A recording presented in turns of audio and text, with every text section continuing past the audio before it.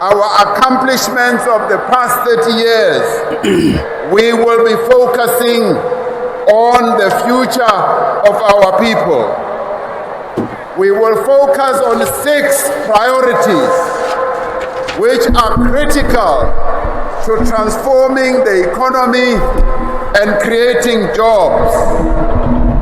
Our jobs plan, building our industries to include an inclusive economy.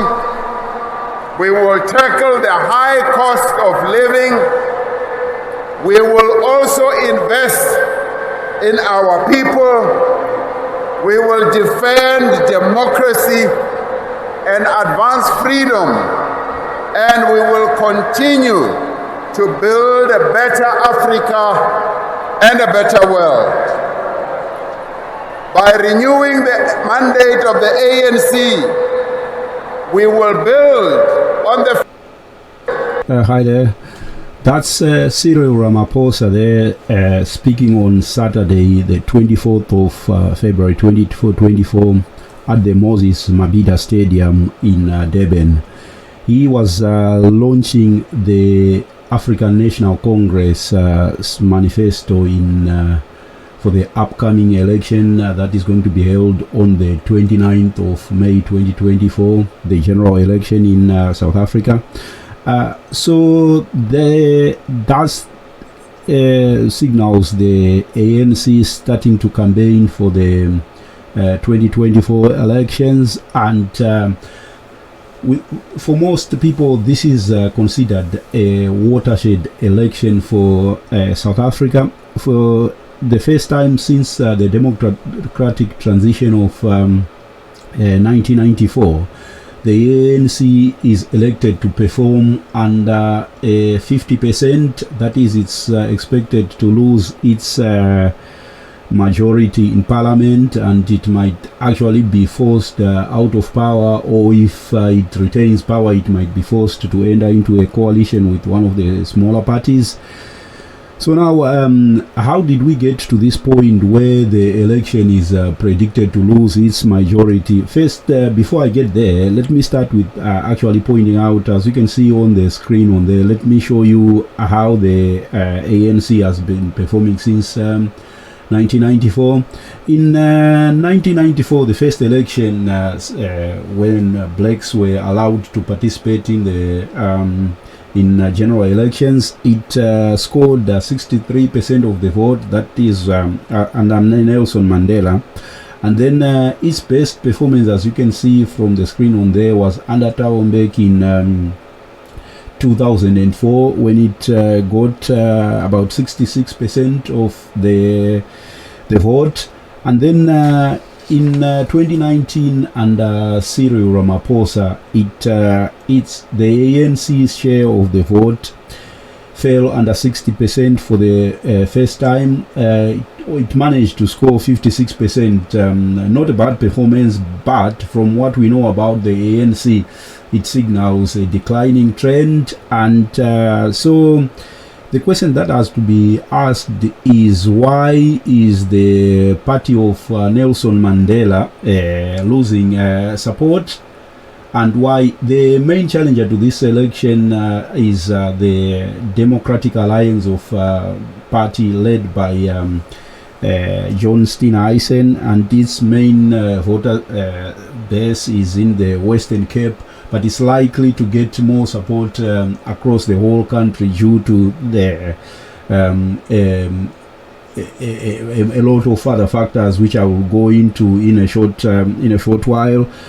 So yeah, so what are the factors that are contributing to the ANC losing support? I'll just show you a video clip here. It shows the rolling the scale of the problems the ANC is facing. Is mostly to do with the ongoing energy crisis. The South Africa is not generating enough electricity. As you can see from the main screen on there, those that's Johannesburg in darkness, in total darkness, and traffic lights are not working. Businesses are going without electricity, without power. So these are some of the issues. And in the little insert I've got on there, that's the EFF, the Economic Freedom Fighters, led by Julius Malema. They are the third party in the who are challenging for power in South Africa. So the issues that are topical in this current election, it's besides the electricity crisis, there is unemployment, and unemployment in December was pegged at 32%, and South Africa is not, the economy is performing poorly. It's not generating enough jobs for its young. It's estimated that 43% of the youths are unemployed. And then there is crime, and South Africa has got the highest murder rate in 20 years, and it's not, if not the highest murder rate in the world. And then there is corruption in the public sector. In June 2022, just to give you an illustration of the problem, former President Jacob Zuma was found to have engaged in corrupt dealings and in what has been termed state capture inquiry. And then the current president, Cyril Ramaphosa himself, has been implicated in corrupt dealings. In 2020, he was accused of covering up a theft of nearly $500,000 at his farm in Pala, and the scandal has been dubbed Farmgate. Ramaphosa himself is 71 and is seeking a second term in office, but he's facing a stiff challenge from both the Democratic Alliance and then the EFF of Julius Malema. So yeah, so that's those are the problems facing the ANC's hold on power in South Africa, and it's likely that it's going to lose its majority in Parliament. And yeah, I'll just show you a graph. I've got from it's Ipsos, the pollsters, and it shows the ANC support at it's only a prediction though, it's at least 38.5% of the vote, and with the EFF and the DA performing slightly under 20%. And yeah, so what has made this situation so complex for the ANC is that it's the former president Jacob Zuma has launched his own political party, and he is called it Umkhonto weSizwe. That Jacob Zuma on the insert on the little screen right on the top left hand corner, speaking in Durban at the recent launch of his Umkhonto weSizwe party.